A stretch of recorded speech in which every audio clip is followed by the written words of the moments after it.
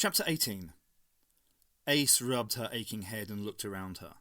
When Candace's hull had opened up, she had grazed her head as the doctor pushed her down the stairs, and she had been knocked unconscious. The space station's emergency systems had gone into operation, and the bottom of the stairs had been sealed off, effectively cutting her off from the doctor and the others.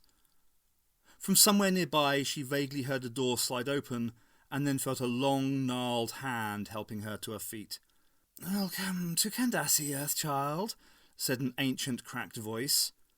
"Are you calling Earthchild Granny?" she thought, and looked up at the kindly, smiling face of the old woman. She seemed to be genuinely concerned for her welfare. "Let me help you to your feet," she said. "You've had a bit of a bump."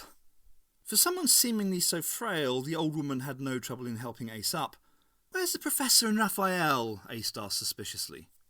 "There was a nasty little accident back there," tutted the woman. "But don't worry, they're quite safe. I'll take you to them if you like." She looked at Ace, who felt uncomfortable under the glare of her fiery green eyes. "My name's Lilith. What's yours?" "Ace." Distrusting, but strangely compliant with the old woman's wishes, Ace allowed herself to be led away. As she took the six-fingered bejewelled hand, she wondered why the old woman was shaking so much. "Tell us where Ace is, old man, or you die!"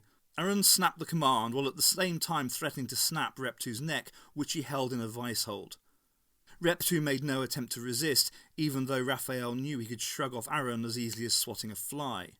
"Why don't we let Rep2 have his say?" suggested the doctor, who was just as concerned for Ace, but realised that threats would have no effect on any of the Pangistri. Aaron released her grip. "Thank you," Rep2 said sarcastically, and made an exaggerated show of adjusting his collar. "You must be told of our great mission. Without knowing that, you will never understand why Ace is so necessary to our purpose.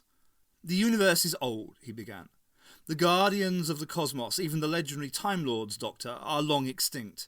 Only the Pangistri stand between the universe and total destruction. Long, long ago, our scientists and philosophers realised that the universe was on the point of collapse.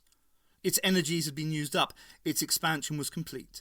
It had reached the limits of its growth. Like a piece of elastic, all that was left to it was to contract, to fall back onto itself until it returned to the state it was when it first was born out of nothingness.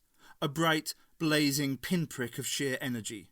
Earth physicists called it the Big Crunch," said the doctor, "a natural outcome of the Big Bang, when matter was first created and sent flying out into space."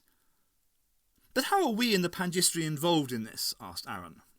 "Before our world was destroyed in the solar flares, 84 of our race were selected to roam the universe in Candace.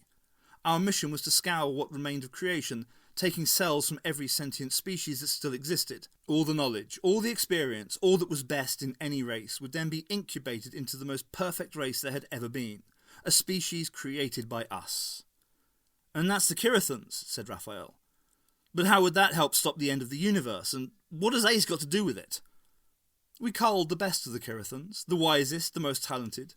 Over nearly 1,000 years we have distilled the best of the best into a vast machine, a biomechanism which, when completed, would become an independent life form, the only force capable of halting and reversing the destruction of the universe." "But what sort of machine could do that?" asked Raphael. "A life form that has reached the Omega point," the doctor said darkly. "An entity that has been everywhere, experienced every emotion, done everything, and knows all there has ever been to know. An omnipotent and omniscient being." "They're trying to create God." "A God machine, perhaps," said the doctor, and turned back to Rep2. "But why do you need Ace?" Rep2 allowed himself a wry laugh. "The Kirathans we bred were too perfect, Doctor. We created them with every emotion but one. They lack a sense of aggression. Hence your breeding of the homunculus at the harbours," said the doctor. "A clumsy, bungled attempt to create a being of infinite aggression and violence." "That is correct, Doctor. And now Ace, with her Nitro 9 and all her frustrations, can provide that aggression." "Precisely, Doctor. When Ace's consciousness is absorbed into the heart of Candace, then the God Machine, as you call it, will be complete. Only then will the universe be saved. Only then will it be allowed to continue. Ace will die, but it is one life against billions." Raphael turned to the doctor. "You can't let them destroy Ace, Doctor," he pleaded. "There must be another way." The doctor's voice was steady and hard. "If it is a choice between Ace's future and the future of all creation, Which would you choose? I thought you said the professor would be here, said Ace as the Grand Matriarch led her into a large antiseptic room. A long couch and a bank of machinery dominated the room, which reminded Ace uncomfortably of a hospital operating room. A jewelled crown lay on an adjoining worktop. "He will come," the matriarch assured her pleasantly. "In the meantime, please make yourself comfortable." "Look, I want to see the professor now." Ace turned around and headed for the door. "If he's not here, I'll look for him myself." The door slid firmly shut before her. Ace spun around to see the matriarch advancing threateningly on her. "You will be going nowhere at all, Earthchild," she said in a guttural hiss. "Your moment of apotheosis is arrived. It is time to serve your great destiny." Ace began to struggle as the matriarch grabbed her arms, her long fingers cutting deep into her flesh. The frail old woman seemed to be possessed of some demonic force, so strong had she become. A quick chop to the neck knocked Ace unconscious. Picking her up as easily as one would a baby, the Grand Matriarch carried her over to the couch. The Earthchild's primitive body would have to be prepared before its unthinking aggression and independence of spirit could be absorbed into the God Machine. Then, when the Omega point was reached, she would have mastery over all time, over all that was, is, and would be. The Grand Matriarch, she who had once been Lilith, laughed out loud. For all she cared, the universe and the Pangistry could then go and rot. "Please believe me, Reptu," pleaded the Doctor. "You must release Ace now and stop your misguided scheme." "Would you have billions die?" "You stupid, stupid old man," he blazed and clenched his fists in frustration. "Everything must at some times die. It's part of the natural order of things. You cannot prolong life indefinitely. Nothing was ever meant to live forever. Even the universe must at some point cease to be and make way for something else." "You wish to be the hangman of all creation, Doctor? Don't be so dramatic. This universe still has 10 billion years left to it, before entropy takes it over completely," he insisted. "And what you're creating at the heart of Kandasi is not going to reverse that. You are creating a monster, Reptu, a savage, vengeful, greedy monster." The Grand Matriarch is not who you think she is, and never has been so for 5,000 years, cried the Doctor. For a second, Reptu hesitated. "What do you mean?" There was the slightest touch of doubt in his voice. "It's what I've known all along, but was too proud to admit to myself," he said. There was anguish and despair in the Doctor's face. "Eons ago, eons in your past, I saved a newborn civilization from destruction. But in doing so I allowed the alien invader into my TARDIS, and the creature learned to read the lines of time.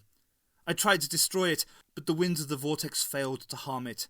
Instead it rode the tempest. I followed it for a short distance, lost its trail, found it again, and succeeded in dispersing it." "But this being was not destroyed," Reptu could not help being intrigued. "No, I knew it would reform, but I assumed it would be weak, that the next time I found it I would be able to finish it. I underestimated its cunning. It needed a breathing space in which to recover its strength, and so it looked for a place to hide. I should have known it would have no respect for the laws of time. It hid in my own past." The Doctor took a deep, shuddering breath and continued.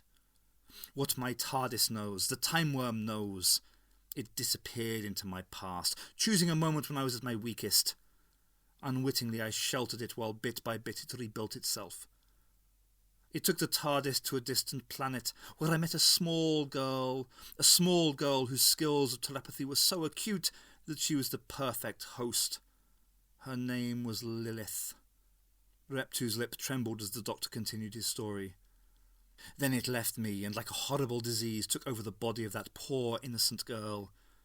In time she became the Grand Matriarch, the leader of her people's quest to save the universe. But you and the rest of the Pangistry are all pawns in her plan.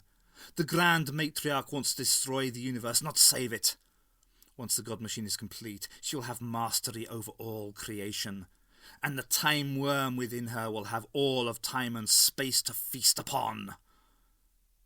Reptu stood silent for a moment, as though considering the Doctor's words. Then he said, "Have you quite finished with your lies, Doctor? "It's the truth," insisted the doctor. "I made the most appalling, shameful mistake, and we must save Ace before it's too late." By his side, Raphael shivered. It seemed to him that it was getting very cold.